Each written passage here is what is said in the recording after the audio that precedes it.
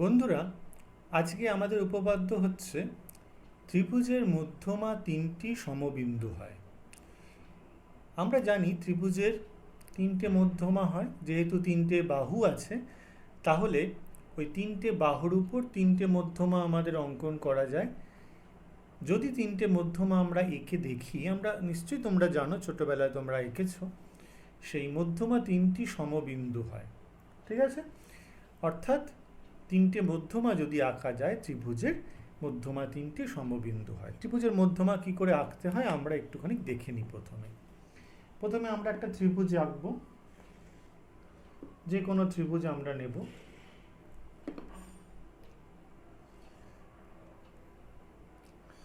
ABC ত্রিভুজ। এবার মধ্যমা কি করে আঁকতে হয়? প্রথমে মধ্যবিন্দু বের করতে হয়। অর্ধেকের বেশি ব্যাসার্ধ নিয়ে আমাদের মধ্যবিন্দু বের করতে হয়। অর্থাৎ এটা মধ্যবিন্দু ডি। এবার আমাদের এই ডি এর সঙ্গে বিপরীত বাহু, বিপরীত শীর্ষবিন্দু জুড়ে দিতে হবে। অর্থাৎ মধ্যমা কাকে বলে আমরা জানি, একটি ত্রিভুজের যে কোনো বাহুর মধ্যবিন্দুর সঙ্গে ঠিক বিপরীত শীর্ষবিন্দুর সংযোজক সরল রেখাংশ। ত্রিভুজের যে কোনো বাহুর মধ্যবিন্দুর সাথে বিপরীত শীর্ষবিন্দুর সংযোজক সরল রেখাংশ, সেটাই হচ্ছে ত্রিভুজের মধ্যমা। একই রকমভাবে আমরা এই বাহুর মধ্যবিন্দু পেতে পারি লম্ব সমদ্বিখণ্ড কে কে, এবং তার সাথে আমরা এইটা জুড়ে দিলাম। এই বাহুর লম্ব সমদ্বিখণ্ড করে আমরা মধ্যবিন্দু পেতে পারি। এবার এটার সাথে যদি আমরা জুড়ে দিই তাহলে আমরা দেখব যে এই তিনটে মধ্যমা আমাদের সমবিন্দু হয়েছে। তো সেটা আমরা পরে আঁকবো, আমরা একটু হাতে একটু বোঝানোর চেষ্টা করলাম ত্রিভুজের মধ্যমা তিনটি সমবিন্দু হবে। এটা প্রথমে আগে আমরা প্রমাণ করব সম্পূর্ণ উপপাদ্য যেভাবে। এটা আমাদের উপপাদ্য আজকে, যে ত্রিভুজের তিনটে মধ্যমা সমবিন্দু হয়, ভীষণ ইম্পর্টেন্ট। তারপর আমরা সেটাকে ছবি এঁকে দেখাবো পরে।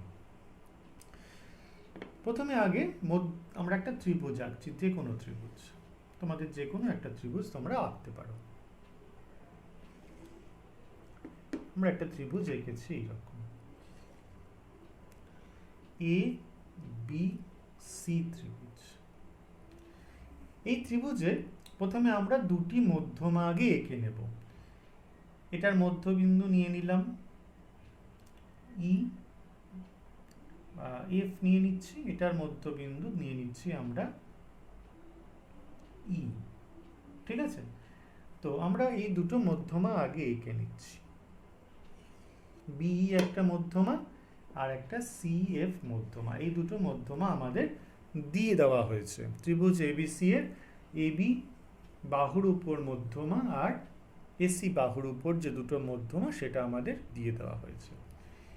এটা পরস্পরকে জি বিন্দুতে ছেদ করেছে।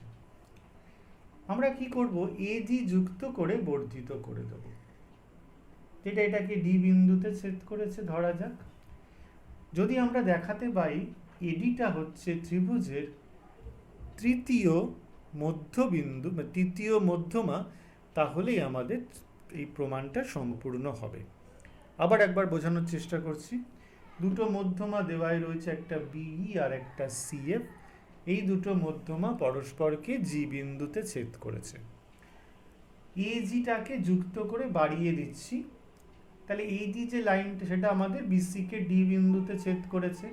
তাহলে বিসিএফ আর এডি এই তিনটে মধ্যমায় তিনটে সরল রেখাংশ কিন্তু সমবিন্দু হয়েছে। এদের মধ্যে বিই আর সিএফ এই দুটো হয়ে যাচ্ছে আমাদের মধ্যমা। এডিটা কিন্তু আমাদের মধ্যমা নয়, কিন্তু এডিটা ওই যে দুটো মধ্যমা তাদের যে ছেদবিন্দু জি সেটা দিয়ে গেছে। ঠিক আছে? তাহলে এই যে তিনটে লাইন, এই তিনটে লাইন কিন্তু আমাদের সমবিন্দু হয়ে গেছে আগে থেকেই। তাদের মধ্যে বিই আর সিএফ হচ্ছে আমাদের মধ্যমা। যদি দেখাতে পারি এডিটা আমাদের ত্রিভুজের তৃতীয় মধ্যমা, তাহলেই কিন্তু প্রমাণ সম্পূর্ণ হবে। কি দেখাতে হবে? এডিটা ত্রিভুজের হচ্ছে তৃতীয় মধ্যমা। তো আমরা প্রথমে কি লিখব? প্রদত্ত কি লিখব? ত্রিভুজ এ বি সি এর বিই ও CF দুটি মধ্যমা পরস্পরকে G বিন্দুতে ছেদ করেছে। ঠিক আছে, প্রামাণ্য কি লিখব? প্রামাণ্য লিখব, প্রমাণ করতে হবে ত্রিভুজের মধ্যমা তিনটি সমবিন্দু। এরপরে কি লিখব? A, G যুক্ত করে বর্ধিত করা হলো, যা BC বাহুকে D বিন্দুতে ছেদ করেছে। ওকে, যদি প্রমাণ করা যায় AD ত্রিভুজটির তৃতীয় মধ্যমা,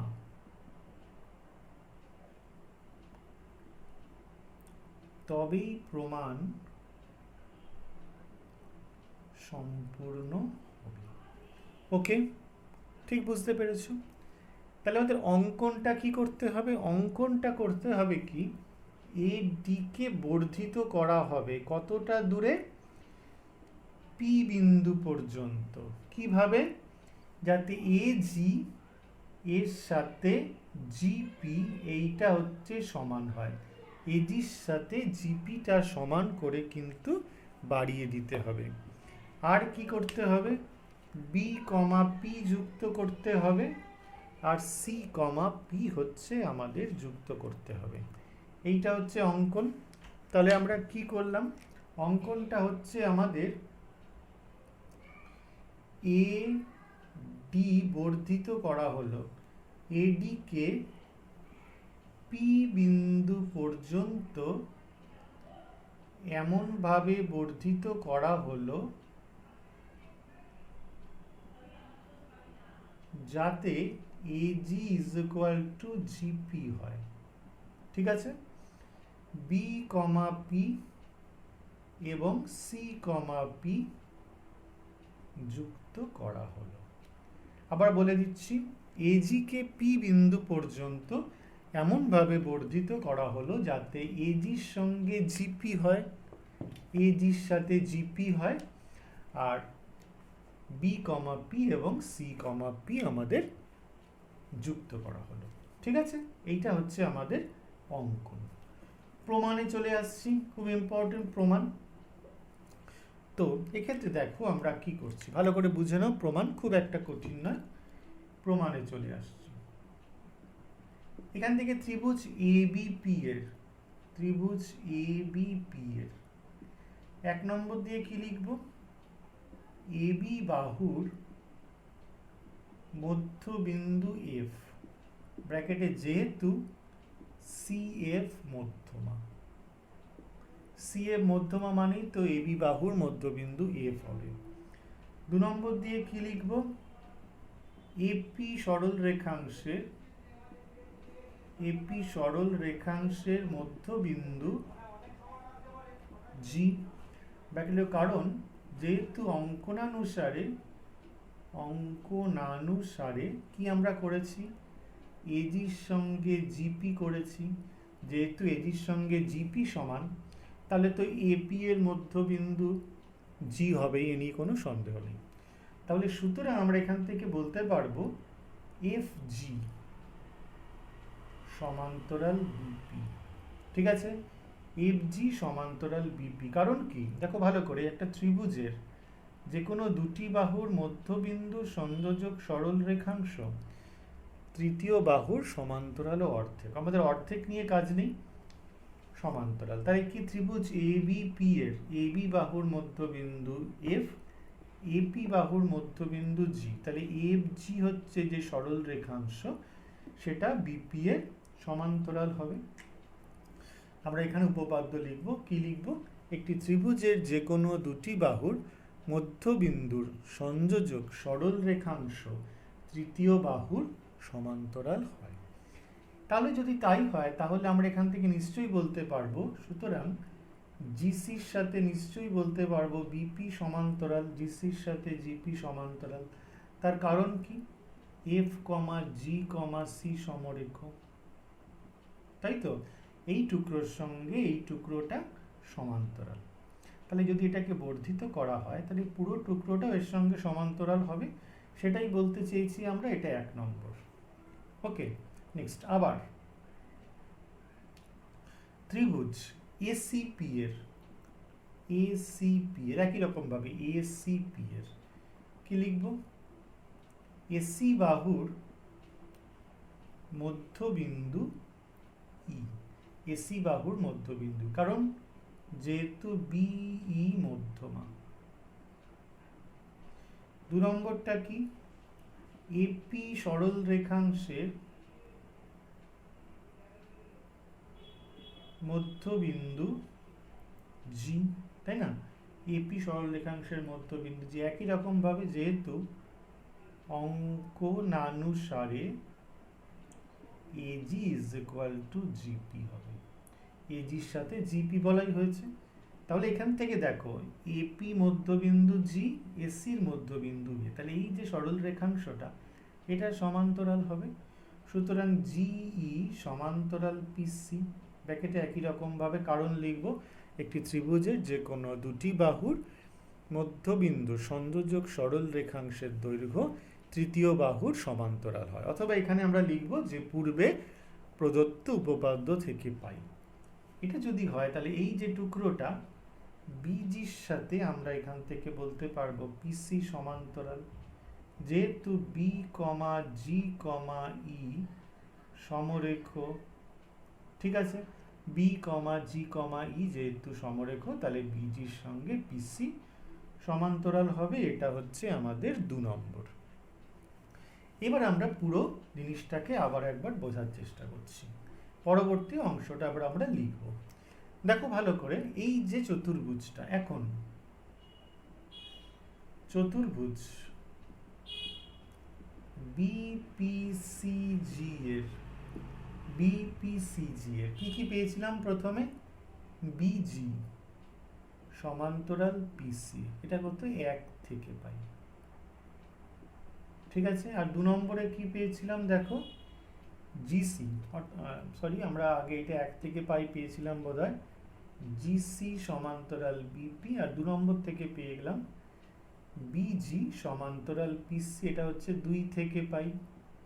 তাহলে দেখো এটার সঙ্গে এটা সমান্তরাল, এটার সঙ্গে এটা সমান্তরাল, তাহলে এটা কি হবে? সমান্তরিক। সুতরাং চতুর্ভুজ বিপিসিজি একটি সমান্তরিক। ব্র্যাকেটে কি লিখব? যে চতুর্ভুজের দুজোড়া বিপরীত বাহু পরস্পর সমান্তরাল সেটা সমান্তরিক হয়। যে চতুর্ভুজের দুজোড়া বিপরীত বাহু পরস্পর সমান্তরাল সেটা সমান্তরিক হয়। মনে রাখবে যেখানে যেখানে যা যা করছো তার সঙ্গে কিন্তু কি কারণে করছো সেটা কিন্তু লিখতেই হবে, উপপাদ্যটা কিন্তু লিখতেই হবে। সামান্তরিক যদি হয়ে যায়, সামান্তরিকের কর্ণ পরস্পরকে সমদ্বিখণ্ডিত করে, তাহলে আমরা এখান থেকে বলতে পারবো সুতরাং BD is equal to CD. ব্র্যাকেটে কি লিখবো? সমান্তরিকের কর্ণ সমান্তরিককে সমদ্বিখণ্ডিত করে। সমান্তরিকের কর্ণ সমান্তরিককে সমদ্বিখণ্ডিত করে, যেহেতু এখানে আমাদের বিসি আর সিপি দুটো কর্ণ, ঠিক আছে? ওকে, তাহলে আমাদের এখান থেকে বলতে পারবো যে সমান্তরিকের কর্ণ রয়েছে পরস্পরকে সমদ্বিখণ্ডিত করেছে, সুতরাং এডি একটি মধ্যমা। অর্থাৎ বলে লিখবো, এখানে আরেকটা লাইন লিখি, অর্থাৎ বিসি বাহুর মধ্যবিন্দু হচ্ছে আমাদের ডি, যেহেতু বিডির সঙ্গে সিডি সমান, বিসি বাহুর মধ্যবিন্দু ডি, সুতরাং এডি হলো ত্রিভুজটির তৃতীয় মধ্যমা, তাই না? এটা মধ্যবিন্দু যেহেতু ডি প্রমাণ হয়ে গেল, আমরা এটাকে যুক্ত করে বাড়িয়েছিলাম, ডিতে ছেদ করেছিল, এবার আমরা দেখিয়ে দিলাম ডিটা হচ্ছে বিসি মধ্যবিন্দু, যেহেতু মধ্যবিন্দু হয়ে গেল তাহলে এডিটা তৃতীয় মধ্যমা হলো। আবার এডিটা তো জি বিন্দু দিয়েই ছিল, অর্থাৎ তিনটে লাইন তো আমাদের সমবিন্দু ছিলই, তাদের মধ্যে দুটো ছিল মধ্যমা, তৃতীয়টা মধ্যমা ছিল না। আমরা দেখিয়ে দিলাম এডিটাও মধ্যমা। সুতরাং আমরা লিখব, সুতরাং ত্রিভুজের তিনটি মধ্যমা তিন সমবিন্দু হয়। একটি ত্রিভুজের তিনটি মধ্যমা সমবিন্দু হয়। বুঝতে পেরেছ? এডি মধ্যমা দেওয়া আছে মানে আমাদের তৃতীয় মধ্যমাটা সমবিন্দু, আগেই দেওয়া ছিল তৃতীয় সরল রেখাংশটা সমবিন্দু, তাহলে তিনটে মধ্যমাই আমাদের সমবিন্দু হয়ে গেল। এবার কথা হচ্ছে এই যে জি বিন্দুটাকে আমাদের বলা হয় যে ত্রিভুজের ভর কেন্দ্র বা সেন্ট্রয়েড। এটা হচ্ছে আমাদের ভর কেন্দ্র। কি জিনিস সেটা? ভর কেন্দ্র কাকে বলে? একটি ত্রিভুজের তিনটি মধ্যমা যে বিন্দুতে ছেদ করে পরস্পরকে, সেটা হলো ত্রিভুজের ভর কেন্দ্র বা সেন্ট্রয়েড। ওকে, আমরা দেখলাম তিনটে মধ্যমা সমবিন্দু হয়, তাহলে ওই যে ছেদ বিন্দুটা তিনটে সরল রেখাংশ যে বিন্দুগামী, সেটাকেই বলছে ত্রিভুজের ভর কেন্দ্র বা মধ্যমা। আমরা পরবর্তী ক্ষেত্রে শিখব যে ভর কেন্দ্র প্রতিটি মধ্যমাকে 2:1 অনুপাতে ত্রিভুজের শীর্ষবিন্দুর দিক থেকে অন্তর্বিভক্ত করে। অর্থাৎ এই যে এডিটা মধ্যমা, তাহলে এডিটা ভাগ হয়েছে কিভাবে? একটা হচ্ছে এজি অংশ আর একটা হচ্ছে জিডি অংশ। তাদের মধ্যে একটা হচ্ছে শীর্ষবিন্দুর দিক থেকে এজি আর বাকিটা হচ্ছে জিডি। এই রেশিওটা হয়ে যাবে 2:1। কি বললাম? ভরকেন্দ্র প্রতিটি মধ্যমাকে ত্রিভুজের শীর্ষবিন্দুর দিক থেকে, কথাটা কিন্তু মাথায় রাখো, ত্রিভুজের শীর্ষবিন্দুর দিক থেকে 2:1 অনুপাতে অন্তর্বিভক্ত করে। এই যে সিএফ মধ্যমা, তাহলে শীর্ষ থেকে কত? সিজি, আর বাকিটা কত? জিএফ। এটাও 2:1 হবে। আর এটা কি আছে আমাদের? বিজি আছে, জি আছে, এটা হচ্ছে আমাদের 2:1। আমরা পরবর্তী ক্ষেত্রে এটা আমাদের রাইডার দেয়, এটা আমরা প্রমাণ করে দেখাবো। তো আপাতত এইটুকু আমরা বুঝলাম, উপপাদ্যটা বুঝলাম, আর ভরকেন্দ্র সম্পর্কে এই রেজাল্টটাও জেনে নিলাম। আমাদের তিনটে মধ্যমা সমবিন্দু হয় কিনা সেটা আমরা একটু ছবি এঁকে দেখাবো, তোমরাও বাড়িতে প্র্যাকটিস করবে। ঠিক আছে বন্ধুরা, এবার আমরা করে দেখাবো ত্রিভুজের মধ্যমা তিনটি সমবিন্দু হয়। তো আমরা যে কোনো একটা ত্রিভুজ এঁকে নিচ্ছি, এই ত্রিভুজের তিনটে মধ্যমা আঁকবো, মধ্যমা তিনটি সমবিন্দু হচ্ছে সেটা আমরা দেখব। ঠিক আছে, যে কোনো ত্রিভুজ তোমরা তোমাদের মতো করে এঁকে নাও, এবিসি ত্রিভুজ। তো মধ্যমা আঁকতে গেলে প্রথমে হচ্ছে তিনটে বাহুর মধ্যবিন্দু লাগবে। তো প্রথমে আমরা বিসি বাহুর লম্ব সমদ্বিখণ্ডক করে এর মধ্যবিন্দু বের করে নিচ্ছি। এটা হয়েছে আমাদের মধ্যবিন্দু হয়ে যাচ্ছে। ওকে, তাহলে এইটা হয়ে যাচ্ছে আমাদের মধ্যমা। এটা হচ্ছে ডি বিন্দু, বিসি বাহুর মধ্যবিন্দু। নেক্সট আমাদের বিসি এবি বাহুর মধ্যবিন্দু বের করতে হবে, তাহলে লম্ব সমদ্বিখণ্ডক করতে হবে। আমি পুরোটা জুড়িনি, পুরোটা জোড়া দরকার নেই, শুধুমাত্র মধ্যবিন্দুটাও তো আমরা পেতে চাই, আমরা মধ্যবিন্দুটা পেয়ে যাচ্ছি। এটা হচ্ছে এফ বিন্দু, আমরা যদি সিএফ যুক্ত করে দিই তাহলে আমরা এই মধ্যমাটা পেয়ে যাচ্ছি। আর তৃতীয় ক্ষেত্রে এসি বাহুর মধ্যবিন্দু চাই, তাহলে এসি বাহুর মধ্যবিন্দু আঁকছি আমরা অর্ধেকের বেশি ব্যাসার্ধ নিয়ে, এর এসি বাহুর মধ্যবিন্দু আমরা পেয়ে যাব। ওকে, তাহলে এইটা হয়ে যাচ্ছে আমাদের এসি বাহুর মধ্যবিন্দু। ভালো করে খেয়াল করো এইটা। এবার হচ্ছে এটা হচ্ছে আমাদের ই বিন্দু। এবার বিই যদি যুক্ত করে দিই তাহলেই আমরা অপর মধ্যমা পেয়েছি। তাহলে দেখো এই দেখো মধ্যমা তিনটি পরস্পর একই বিন্দুগামী হয়েছে। এডি মধ্যমা, বিই মধ্যমা, সিএফ মধ্যমা, তিনটে মধ্যমা আমাদের দেওয়া রয়েছে, এডি মধ্যমা, বিই মধ্যমা এবং সিএফ মধ্যমা। তাহলে আমরা পেয়ে যাচ্ছি মধ্যমা তিনটি সমবিন্দু। এই বিন্দুটাই হচ্ছে আমাদের ভরকেন্দ্র। ঠিক আছে, ত্রিভুজের মধ্যমা তিনটি যে বিন্দুতে পরস্পরকে ছেদ করে সেটা হচ্ছে আমাদের ভরকেন্দ্র। তোমাদের এক্ষেত্রে কিন্তু এই লম্ব সমদ্বিখণ্ডক আঁকা দরকার নেই, যদি মনে করো তাহলে ডটেড লাইন দিয়ে তোমরা অনেক সময় দেখিয়ে দিতে পারো, এরকম দেখিয়ে দিতে পারো। আমি আবার দেখিয়ে দিচ্ছি তোমাদের, ডটেড লাইন দিয়ে দেখিয়ে দিলে ভালো হয়। আর এইটা হচ্ছে আমাদের, যদি আমাদের কোনো প্রয়োজন নেই, আমাদের শুধুমাত্র প্রয়োজন ছিল যে মধ্যবিন্দুটা দেখানো, সেটাই আমরা দেখিয়ে দিয়েছি। লম্ব সমদ্বিখণ্ডকটা আমাদের দেখানোর প্রয়োজন নেই। ওকে, আর আমরা এক্ষেত্রে জানি যে ভরকেন্দ্র প্রতিটি মধ্যমাকে 2:1 অনুপাতে ত্রিভুজের শীর্ষবিন্দুর দিক থেকে অন্তর্বিভক্ত করে। তাহলে এজি ইজ টু জিডি এখান থেকে পেয়ে যাব 2:1। বিজি হচ্ছে শীর্ষবিন্দুর দিক, বিজি ইজ টু জি, বাকি দিকটা জি, এটাও 2:1। আর সিজি এখান থেকে বাকিটা হচ্ছে জিএফ, এটা হচ্ছে 2:1। ওকে, তাহলে ঠিক আছে, তোমরা বিষয়টা আশা করি সঠিকভাবে বুঝতে পেরেছো।